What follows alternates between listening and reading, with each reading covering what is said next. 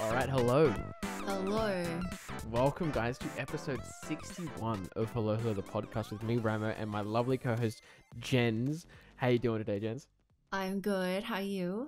I am extremely cold and actually recovering from a cold. Oh, great. I don't know if you can hear it in my voice, but I'm a bit like nasally still, kinda, you know? Yeah, a little bit. Yeah. So somehow I managed to dodge COVID and the flu and the cold and basically every other illness for the past 3 years. Just because everyone's been wearing masks and sanitizing and keeping themselves clean. And the first sickness I get is just the common cold. Well, at least it's just the common cold. Yeah, I was gonna it could have been a bit more exciting and it could have been something a bit more, newsworthy. But no, it's just the common cold. Yeah. Yeah. So I was a bit annoyed, but yeah. What can you do? On the mend? Yeah, I'm pretty much. I think I'm a day out from being about 100% now. So I'm right at the tail end of it. Good. But yeah, sucks that it hit on my weekend off. So I could have gone and done something, but I still felt a bit weird because I was like, what if it is COVID? I did two different tests. I did over 2 different days and things so I was just still being super cautious. But it's Anyways, I'm sure your weekend was more exciting than mine. Sure. What did I do on my weekend? Oh, we watched a film. We had brunch with dash cams. Oh, yep. And we had a dinner with some friends, which was nice. They had a dog. Oh, yeah. It's very cute. That makes it 10 times better. I know. Honestly, yeah. I know. Yeah, that was nice. And entertainment. Ugh. Exactly. Yeah, the dog would just kept sitting in the couch and then turning its head at us, looking all sad and pet me. He wants company, yeah. Yeah. Very sweet. That's great. And you watched Top Gun, didn't you? I did, and I know. Yeah. No, we're not going to go into it because I haven't seen it, so I'm not going to be able to riff off anything with it. Of course. But I know that it's only just come out too. So, but I've been hearing very, very good things about it. Yeah, I'm a sucker for anything motors or adrenaline stuff. I fucking love that shit. So Top Gun is so up my alley. Top Gun, it just is adrenaline. It has it's not like it's an action adventure movie. It's not like it's a story it has its own category and it's just adrenaline, and it's just incredible. And I'm not gonna spoil too much. This is just from the trailer, but basically it's all about jets and fighter pilots, and so you get to see that side of things, and not in the propaganda oh yeah, America. Yeah, I feel I feel like military-esque movies have kind of gone from that to just either showing how terrible and scary it would have been, or just how serious or dire it can be for some people. But this, it didn't feel like a military film. It just felt like these are the jets and these are how they work, and it was just cool. And there's a lot of there was half-naked men. Yeah. That's the most that I've seen of it is people's reactions to it on TikTok and Twitch and Twitter and stuff like that. Sorry. That's basically the brunt of what I have seen and heard from this film, is just that one particular scene on the beach. And I was like, yeah, okay, sure. That was only that, and it was I understand it. My God. I get it. I get it. I'm with you. Yeah. So I loved it. It was a great film. It was I've also heard as well. There's a lot of the guys that have seen it have decided that yes, I am now going to start growing out a mustache. Oh, interesting. I've seen a couple of people on TikTok that are also their boyfriends after watching Top Gun Maverick, and it's week 1 of growing this shitty mustache, and it's real patchy, and so they're probably making another renaissance as well. I mean, hey, I want to go into a jet and do those crazy stunts. And I know it is Tom Cruise. He's that Scientology guy. He's a bit strange in that way, but I must give it to him. Him doing practical stuff, and you got to give credit where credit is due. As much as he is a bit of a strange take the person artist away from exactly. Yeah, and like sometimes you can't always do that, but in this, like, and he does that for all these films too, not just like Top Gun. Like he'll do it for Mission Impossible. He'll do it for like all the other. Like he tries as much as he physically can, and as much as the legal department and insurance company will let him. Will let him do. He'll try his damnedest to do it. You know, I think. He did ask the military. I think I heard this that he asked the military if he could actually fly a jet, and they had to politely decline. Because as much as I'm sure he is qualified enough to like at least attempt to fly one, they're just insanely expensive. Like they're millions and millions of dollars. So if anything were to happen, A, they would be screwed. B, the insurance and everything. So but yeah, I loved it. It was great. That was pretty it, I think. Yeah. So we haven't been to the movies in a good while because I don't think there's anything that's come out that's like jumped out at us and was like, we should have a day trip and go and see that, you know. Yeah. But what we have been watching is the new Stranger Things. Oh my god, I need to start. Man. I haven't had time this week. Honestly, I haven't had time to do anything else except Stranger Things. Like I haven't played too much games. Haven't done anything else because I've just been flat out with uni. Like it's that time of the year for uni, but we find the time after watching the first like 2 episodes or something like that. We've now like every day is like, what time is Stranger Things? Yeah, when can we do it? Like we have to book it. Oh man, it's so good.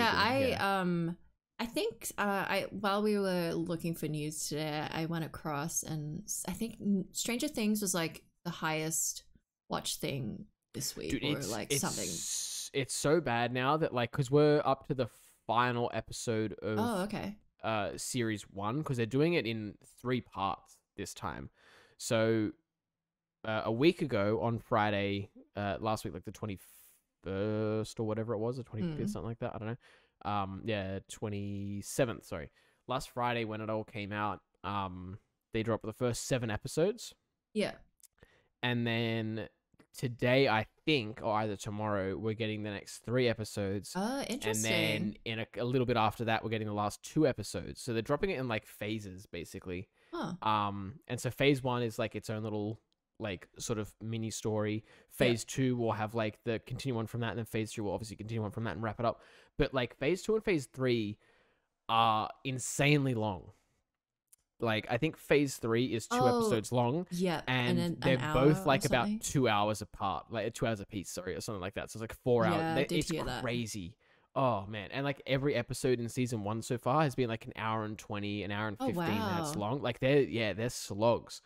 They're almost like a movie feature length. They're but basically like 15 episodes of like movies. It's they're crazy. I wonder if this will mean the last of it all because it's just that long. I mean, you know? look, I don't know because obviously we haven't seen the end yet, so we don't know what the resolution is going to be. But I wouldn't think so. Like from what I can tell so far, it seems like that they would want to continue on. Yeah.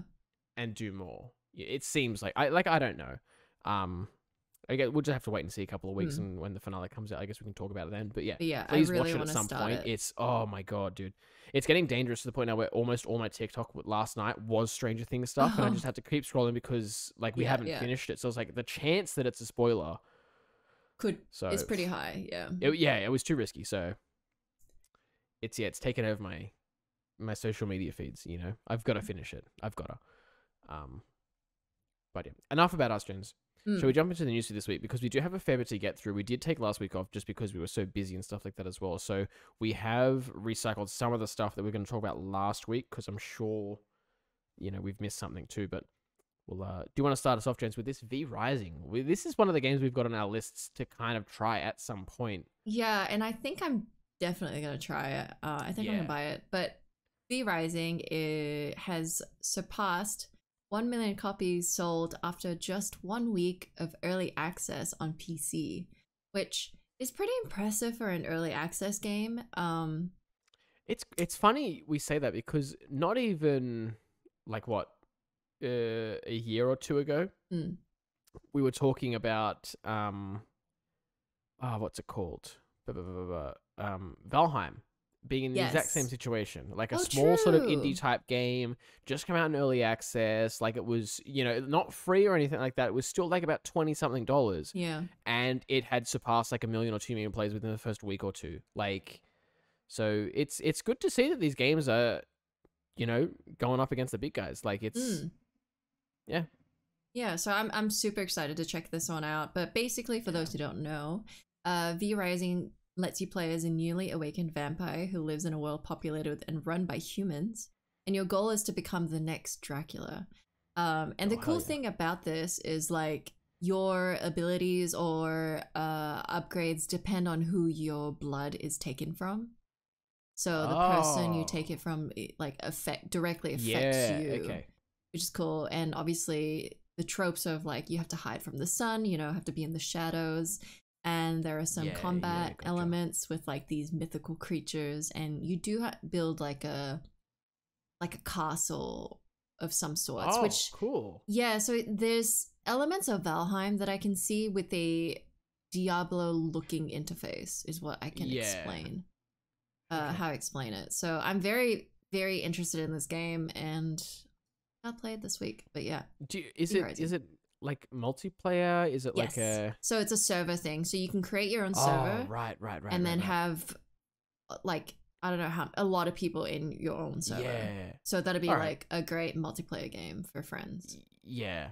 I was gonna say we might have to play this one then, because I've seen tons of people playing it on Twitch and YouTube and stuff like that.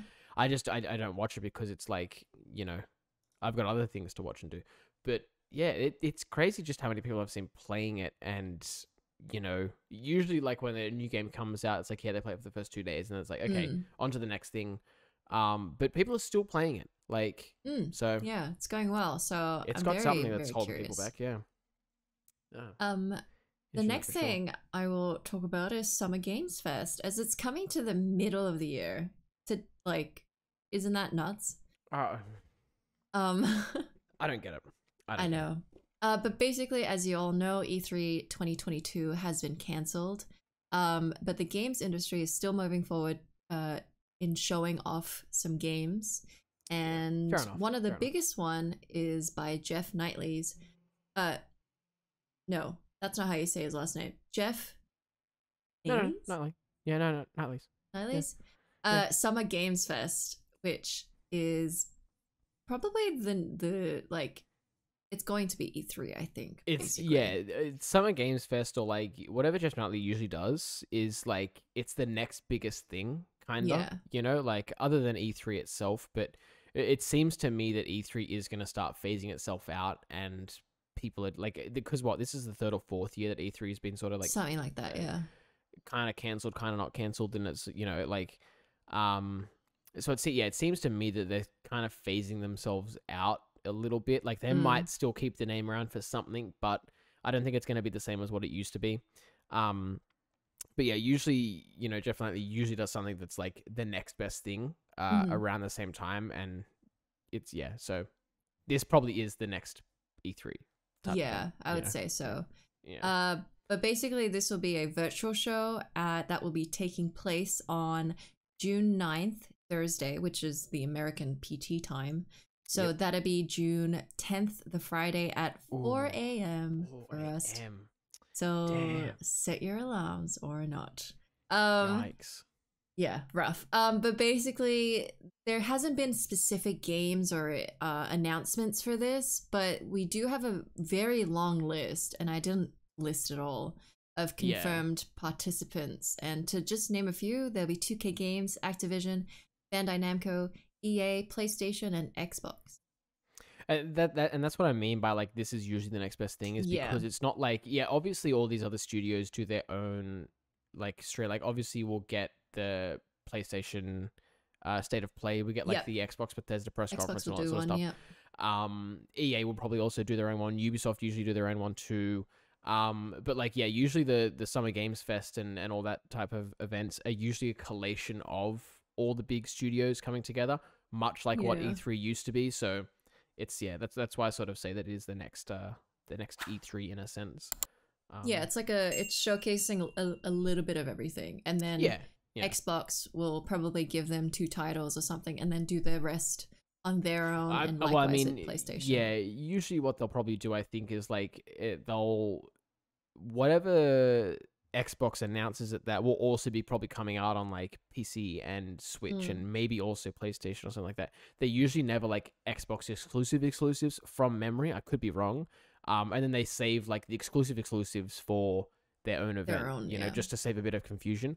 But the games that they'll announce at the Xbox portion of the Summer Games Fest are like, they might be tailored for the Xbox thing, or they might be getting DLC a bit earlier. They might have like a grace period of like, you know, we get the game for 6 months earlier before PlayStation. Like, there's usually some benefit. So yeah, but exciting for that, because I always love, you know, watching these Games Fest things, as much as they are riddled sometimes with ads. Which, I mean, that's the whole point, kind of. You gotta pay. You gotta pay for the electricity somehow, you know. But yeah, it's always an exciting time of year. And then moving on from that, Jen's, very exciting as well. We're getting a PlayStation State of Play, so PlayStation's own event on June 3rd. So here on Oz time, it will be on the 3rd around 8 a.m. if memory recalls correctly for Eastern, and then, you know, take away the further west you go. But it's mainly going to be showcasing third-party games only. Interestingly, not PlayStation's first-party sort of lineup, as well as some PSVR 2 games, which is interesting. Of course. Yeah, so it's going to go for roughly 30 minutes, they say, and we don't know if like this is going to be Sony's filler for what E3 would have been. Yeah. So we don't know if it's like, you know, their main presentation, or if there's going to be another more first-party oriented one sometime in the near future. We've got to wait and see, because they usually announce these things like a week or so out from the event. I think Sony only announced this like a week and a half or 2 weeks ago. So we probably won't know until a little bit later. But I mean, I don't think it will be. I'd be very interested to see if Sony is like, yeah, this is our E3 event, but it's just third-party games and PSVR 2, which like not everyone's going to be playing.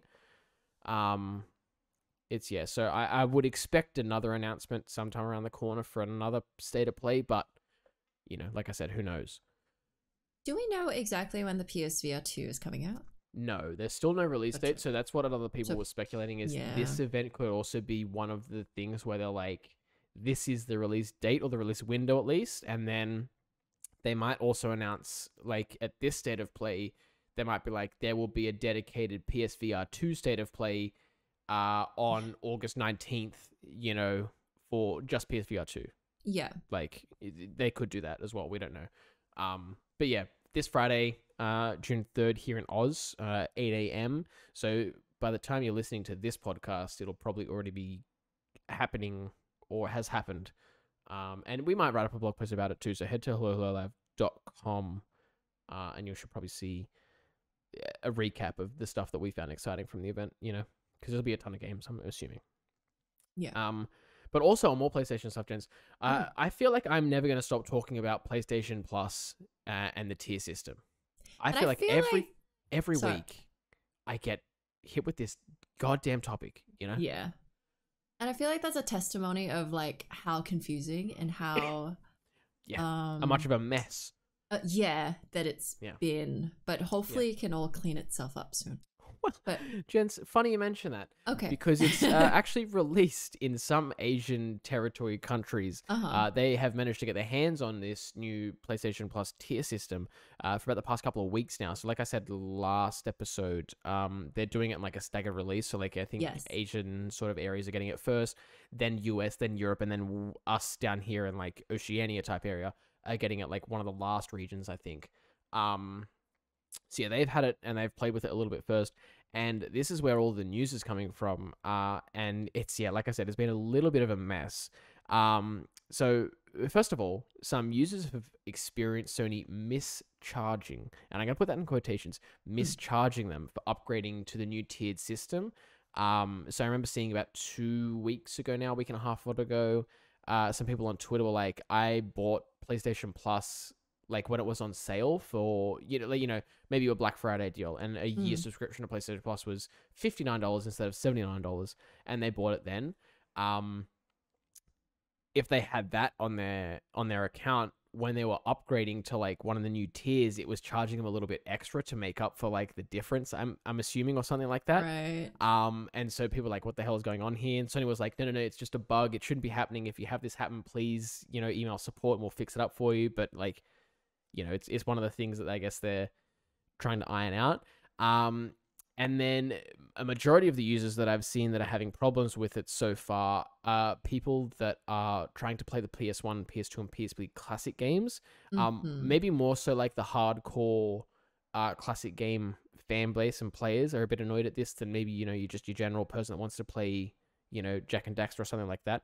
But yeah, so it gets a little bit nitty gritty. So to be fair to Sony as well, and all the other studios and developers that are trying to make, backwards compatible a thing for their consoles and whatnot, emulation is quite tricky to get right. There's a lot of like variables and, things that come into play with like, monitor types and system performances, and like it's quite tricky, and so for a little bit of history too, the way that game releases used to work before they made things sort of region free, would be, depending on what region you lived in, you would get a specific version of a game. So for example, there was like PAL games, there was NTSC region games and things like that. And if you were in a PAL region, for example, you couldn't run NTSC games on your console and vice versa. You could only run your region specific game. And so going a little bit back to the issue at hand here, PAL region equipment, so things like monitors and consoles and things like that, used to run at 50 hertz refresh rate compared to the 60 hertz that was running in NTSC regions, right? And new machines like PlayStation 5, the PlayStation 4, the Xboxes, all that sort of stuff, run at an output of a minimum of 60 hertz, right? So Jenz, I'm going to ask you a question. What version of games do you think Sony choose to use for their emulation for the PS Classic series stuff? 60? See, you would think that, right? But no, they chose the PAL version, the 50 hertz refresh rate. Yeah? But which why? means that the emulated versions of these games that are running on the PlayStation 4 and PlayStation 5 are performing with inconsistent frame rates, juddering, pacing issues, and things like that. And the game's literally moving 17% slower than it was originally intended to be running at, and what would have been played, 15, 20 years ago. And then another interesting thing is with the PlayStation 2 emulation specifically, with the only available games for PS2 at the moment being the Jack and Daxter titles, they are already available as PlayStation 2 classics on PlayStation 4, right? So Sony and that, they already sort of remastered them a little bit, re-released them for the PlayStation 4 as a PlayStation 2 classic you just buy on the store. They already exist. What Sony did, instead of just running the original versions of like the PlayStation 2 versions on like an emulator on the PlayStation 5 and PlayStation 4, they just basically made it so that you get the classics version, like the updated version, onto the PS5 and whatnot, with all the bugs and stuff that are included in that version. And then to add insult to injury, the Jack games perform worse than their original PS2 iterations on the PlayStation 5. And they also carry none of the upscaling or like higher filtering options and stuff like that they've put onto the PlayStation 1 and PlayStation Portable games. So they've just like, it seems like Sony's throwing shit at the wall and seeing what sticks, kind of, or like they're just picking random things out of a barrel and being like, we'll make these ones upscaled, these ones not upscaled, these ones run at 50 hertz, these ones run at 60 hertz, these ones will make the remastered ones, these ones will not make the remaster. Like, it just there seems to be no sense or thought that's gone into this whole like classics thing. They've just like it's a mess. I don't understand it. So yeah, people have been kind of pissed at that, because obviously you're paying the highest tier possible for PlayStation Plus, and like you're getting a half-assed attempt at some of the features, classic games and things. Like it's like, why are you paying the extra if you're not getting the effort that's being put into some of the other, like, so it's just so people are a bit annoyed at that, obviously. And again, like I said to you, got to give some credit to Sony, because it's quite tricky to get emulation perfect. It's a thing that you're never going to get perfect, but yeah, people feel they could have done better. And I kind of agree too. You know, there's probably a bit more room for improvement. Yeah. Whether or not they take that criticism and they try and make something of it is, you know, up to Sony, I guess. But we'll just have to wait and see. I'm sure that's not the last we'll hear of this. No, I'm sure I'll be back with you guys again next week where we'll have yet another sort of issue that's come up about it. Like I said, yeah, I feel like this is in my nightmares now. All I hear about is the PlayStation Plus tier system. Absolutely. But yeah, moving on, Jens. A very exciting news for us though. Rainbow Six's new season has been announced. Finally. So we are getting. I'm going to run through a bunch of the updates that we'll probably be getting for this season. These are all being confirmed already, and they're kind of doing what they did this season, where they're doing a little bit of a staggered release for some of the stuff, which I'll point out as it comes up. But first of all, most importantly, we're getting a new operator this season. Her name is Sens. She's an attacker. She's actually getting a new primary weapon as well in the form of the POF-9 assault rifle, which is always very exciting for players because, you know, people are getting a bit sick and tired of all the same weapons over and over again. She is a slow operator. She's only got 1 speed and 3 health though, so she's kind of a tank. And she has a really cool gadget, which is like a little rollerball, basically, which, you know, you throw out and it rolls throughout the thing, bouncing off walls and objects and things. And it places these walls of light, basically, that obscure vision and line of sight and stuff like that. It's kind of like a smoky... I was going to say, what's the operator in Valorant that I'm thinking of? Viper. Yeah, kind of like Viper. If you've played Valorant or if you've ever seen Valorant and Viper gameplay, basically like her walls, you know?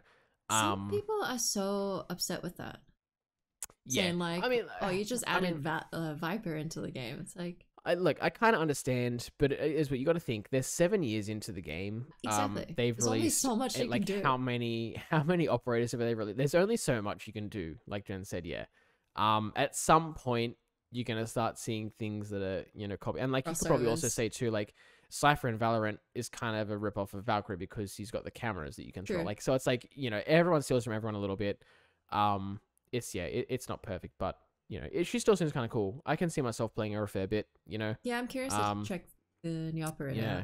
I'm excited to see. I always see, you know, lineup videos for Valorant and things like that. I'm now going to be seeing lineup videos for Sens in Siege, like non-stop, which is going to be fun. So it's I'm interested to get my hands on her and see how she operates. But also another exciting thing is we're getting our first ever team deathmatch exclusive map, which is currently called Close Quarters. You know, they wasted no time in naming that one. This is the first new map that's been solely designed for the team deathmatch mode. And according to people that have play tested it and, you know, run it on the test server and all that, they're saying that it's the best map for TDM because it was literally solely developed for this, you know.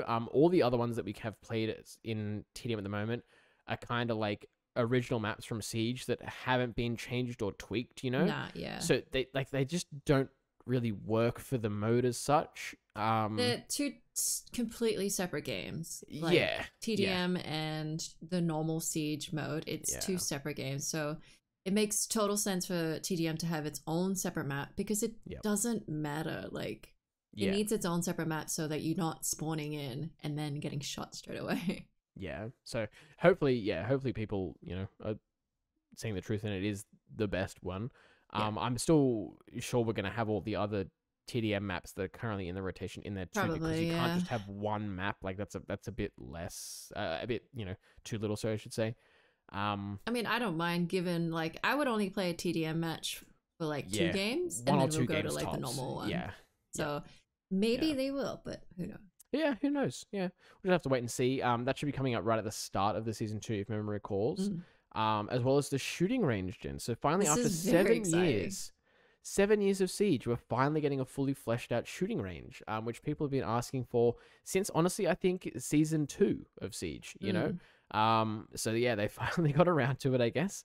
And it looks exactly like the Valorant shooting range, you know? You can change the distance the target's at. You can change the target to be like the shape of an operator, so you can like actually target operator size things. You have access to all the weapons and the attachments and like it just, so Right. It's a shooting range. It's not that exciting. There's not too much I can talk about. You know, if there's a target, you can shoot it. That's about it. What's kind of more a bit exciting for me though is they're finally bringing out this reputation system, Jenz, which I've been hearing about for the past year. Yeah. So the purpose of this reputation system is it's gonna be, if you are a person that routinely finds yourself being tagged with the reverse friendly fire tag over, you know, X amount of games. They didn't specify how many sort of times it would have to appear before they start giving you this penalty. But after the system detects that you've been tagged more than enough times, it'll send you a message like, hey, you're 2 games away from being tagged as bad in our system. Good. You know, like, focus up, listen, you know, like it starts giving you a little warning. If you keep exceeding that limit, it will tag you permanently with the reverse friendly fire tag for like 20 or 30 games or something, if my memory recalls. Like, it's a long sort of sanction. Yeah. So it's not like 2 games or something. So if, for example, over like 10 games, so let's say it's 10 games. If in those 10 games, every time I finish a game, I have the reverse friendly fire tag on. Yeah. For the next 20 games, I'm going to permanently have that on, regardless of if I've shot someone or not in the round. Yeah. So if you do shoot someone again, then you're just kicked, right? You'll just die. I think you'll just die the first time, and then if you try it again, then you get kicked. Right. Yeah. So I'm not sure. I mean, and again, I'm not sure if you have this specific bad rep tag on, that it just doesn't take shit and, like, you know, you just get bad rep regardless, and like it boots you immediately, or if we're still gonna do you get one chance, warning, yeah, and then you're out. I have no idea because we haven't really seen it in play yet, but yeah, this one is coming out a little bit later in the season, so it's not going to be one that's launching right at the start.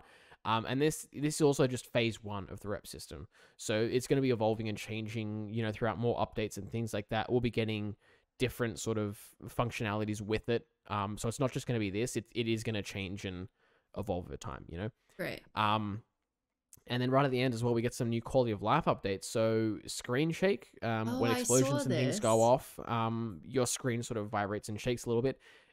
They did tone that down a little bit, like 3 or 4 seasons ago or something like that, I think, because people were like, it's making me feel a little bit motion sick. Can you like tone it down a bit? So they toned it down.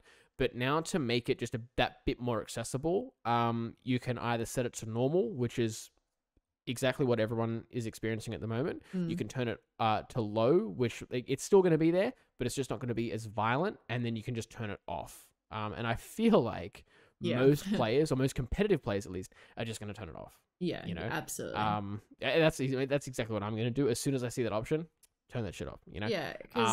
There's no benefit to me. Exactly. So it's just there for immersion, and like, it's a competitive game, so I'm not there for immersion. I'm there to get wins, you know. So I'm just gonna turn it off. And then also ranked match cancellations. So at the moment, if you leave a ranked match, either at your own doing, or if like your network kicks you off or something like that, if your internet goes down and you just accidentally leave a game, you can rejoin within 5 minutes to no penalty or something like that. After those 5 minutes, you get a timeout sanction, which means for I think 20 or 30 minutes you can't play a ranked match, which isn't too bad because it's like 2 to 3 casual matches, so you can still do other things. But at the moment, there's nothing else for the team to do. So like, let's say for example there was a 5-stack of us, Jenz. I see. I got booted out because my internet died, and then you guys were left with 4 players for the rest of the match, and like, no one can join mid-match, just a solo player. Like, it has to be the actual player that left or quit or dropped out or something like that. It has to be that same person. So you guys are at a disadvantage. You're only going up against 5 players with 4 of you now. And so as soon as it detects that someone leaves the match or gets kicked or booted or something like that, it will give you guys the option to select for a match cancellation. And if I think like 80% of all the players in the game accept that match cancellation thing, the match just, it's like it never happened to the system. No one gets a sanction. No one gets a negative win. No one gets a loss. No one gets a draw. Like, it's like the system never saw the game happen. So everyone can sort of recoup. They can get their squad back, and then they can try another match again, which is really cool. You know, that's definitely an improvement for those that play ranked. Very happy to see that coming, because that's that great, is good. You know? It's going to encourage people to play ranked more. especially those that like, you know, maybe don't have the best internet or are routinely kicked for whatever reason, or it just gives them another option, you know. So see, I'm very excited for this season. It seems like there's a lot of good changes coming, you know, obviously with the new operator, we're getting some quality of life stuff. The rep system's finally out. Like I can't wait for this system, you know, like it's, yeah, same. I'm super excited. So, but moving on, Jens, Obi-Wan came out the same day that Stranger Things came out last week. It was a very busy day for me and Emma. Have you guys watched Obi-Wan yet? Yes. What do you think? Have you? Yeah. We watched Obi-Wan first. We watched both episodes. Then we took a little snack break, went and got some popcorn, came back, watched the first episode of Stranger Things. Okay. You know, we had a busy night. Yeah. Yeah. I don't know yet. Not sure. Not what sure. About you? On the fence, yeah. I'm enjoying it so far. Yeah. It could be nostalgia, you know, of seeing, you know, Ewan McGregor back and whatnot, and all that sort of like that era of Star Wars that a lot of people hold near and dear to their heart. And all the other characters as well that are popping up. We can do spoilers, right? I feel like I think it's currently the highest watched Disney Plus original show in history. So I feel like most of the people that are listening have seen it, you know, just from that statistic alone. Well, we're just going to give a heads up anyways. Yeah, so obviously we're going to talk about spoilers. If you guys haven't, for whatever reason, seen episodes 1 and 2 of Obi-Wan, maybe stop listening now because, you know, spoilers. But if you have, nice work. Yeah, you know, seeing characters like, you know, Luke and Leia, and you know, obviously the premise of Darth Vader and all the, you know, it's just very exciting, you know. There's just the possibility of like, and seeing lightsabers again. I've kind of missed lightsabers a fair bit, like all of Mandalorian and like Boba Fett and like all those other sort of Star Wars shows in the meantime. That like hasn't been an abundance of lightsabers, so it's exciting to see lightsabers again, you know. Like I've missed them.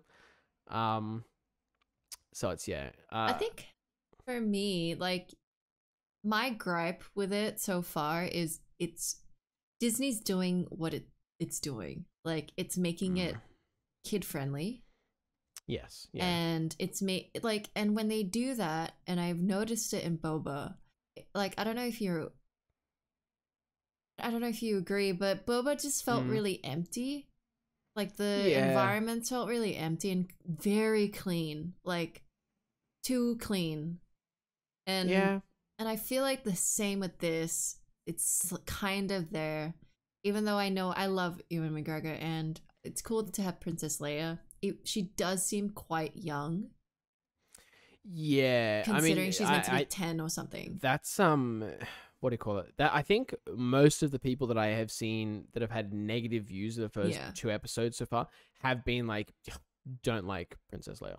Yeah, she seems like a bitch. Don't like her. Like, but she's a toddler. We'll give her credit. Yeah. But like, I said it in one of the spoiler channels because someone else said that, and I was like, well, I don't know, but it's like it's.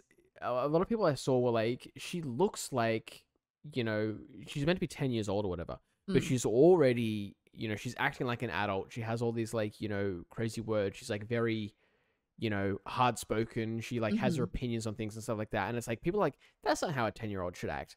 But then I was also like, I started thinking about it and I was like, well, maybe it's the situation that she's grown up in, you know, like she's obviously grown up around the royal family and around wealth and around like a lot of adults and things like that. You know, obviously she probably doesn't have a toy room like what other kids might have and things.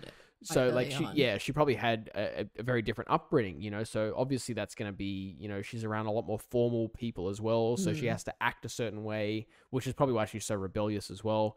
But like that's why she's probably going to have a larger vocabulary and she's going to be like quite well spoken compared to like where the scenes we saw like Luke out in the desert on his like his grandparents' farm and stuff like that. Like he was literally using his imagination to jump up on the house and imagine it was like a star speeder or something like that, and he was driving it because like that's what he has to do to entertain himself. You know, he doesn't have other people around him. He doesn't have infinite wealth. He doesn't have like all these things. So they're polar opposites, I guess, in the way that they were brought up. which I think is where most of the people were like, right, wasn't the biggest fan. But yeah, that's sort of what I got from it, at least, you know. Yeah. Yeah. I don't agree on that sense. I feel like it makes sense to me, but I just need the next episode to really just like cement it. Yeah. Because so far I'm just not sure. Well, that's the issue. I've seen people writing this off already, and I'm like, you've seen 2 episodes. Exactly. Like, how can you possibly write off an entire season? And we're from 2 episodes. I think the whole thing is 6 episodes. Yeah, it's 6. Yeah, I think it's a limited series. It's usually around 6 to 7 episodes, and I think it's 6. Yeah, so we're not even halfway yet. Like, yeah, exactly. But I will say, I did not enjoy the kid chase scene in the forest. Bro, that was honestly painful, infuriating. To watch. Yeah, infuriating. Like, go around the fucking tree. Like, yeah, you're like, surely if you're grown adults chasing a 10-year-old, right? If you're grown adults chasing a 10-year-old, you can see that there's a branch coming up to duck under. Yeah, like you can tell, you know, so, like it's just I feel like that's Disney doing Disney, and it infuriated me. I mean, it could have been like they needed to hit a certain runtime or whatever. I think for the that total too. Season, and they didn't have much space to work with. Yeah, they were like, okay, so we maybe the first take of the scene, they were like, they caught it within 7 seconds. They're like, "I gotcha." Because realistically, that you could probably do that.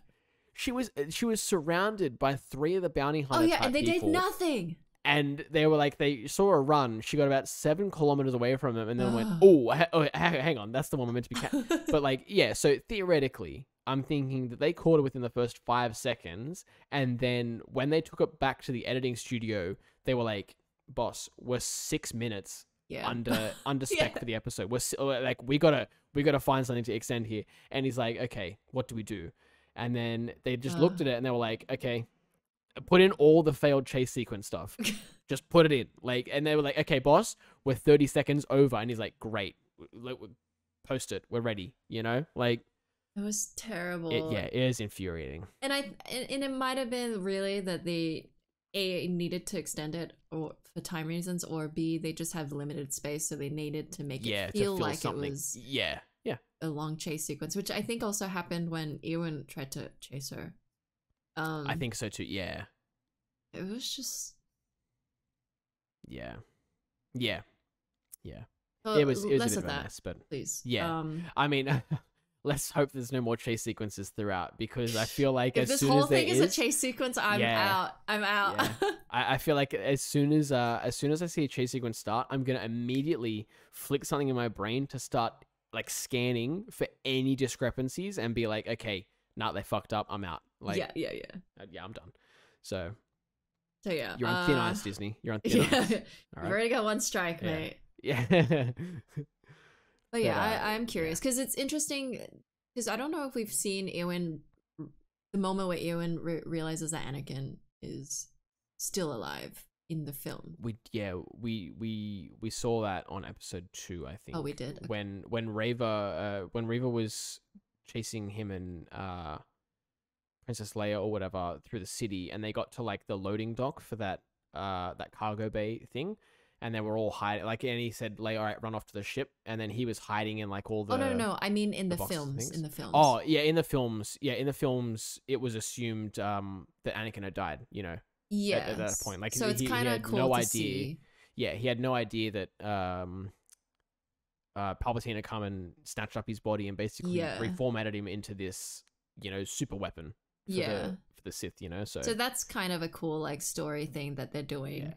And you're gonna see probably in the next 3 or so episodes, whatever it is. There's gonna be a very big mental battle inside Obi-Wan of being like, not just like, you know, how did I let this happen? You know, like like he turned, like, because you think back in, you know, episode 3, they had that big battle and whatnot. And then Obi-Wan was like, damn, I killed him. You know, like, I had to kill him because he was just gonna get. Yeah, he was going to be too powerful, you know. I had to take him out. And then he left him being like, yep, he's done. That's one issue scratched out, you know. Like, sadly, you know, my Padawan, I had to murder him. Cool.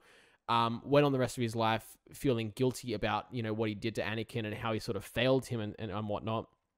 and then the realization of like, no, he's actually still out there, and he's stronger than ever. You know, like he's basically formed this Sith alliance that's hunting Jedi now. Like, yeah, you know, and so yeah, he's gonna feel even more guilt now over the rest of the season. I feel like, because he's like, damn, I've led to even more downfall of Jedi. You know, yeah, like this is why you double tap. Exactly. One extra poke with that little light stick would have been like, just in case, you know. Yep. It's like when you're cooking chicken, you know, and like you give it like the little, like an extra little tap, like, that's a bit too much juice. Give it an extra minute or two, and then I'll like turn it again, you know. Yeah, like, yeah. You just, you know, or when you're cooking a cake, actually, no, a better analogy is when you're cooking a cake and you stick a skewer in it to be like, does it come out still gooey? Or still gooey, extra 5 minutes in the oven. Comes back out, stick it again. Like, yeah, that's dry. Good cake. Like, you know. So.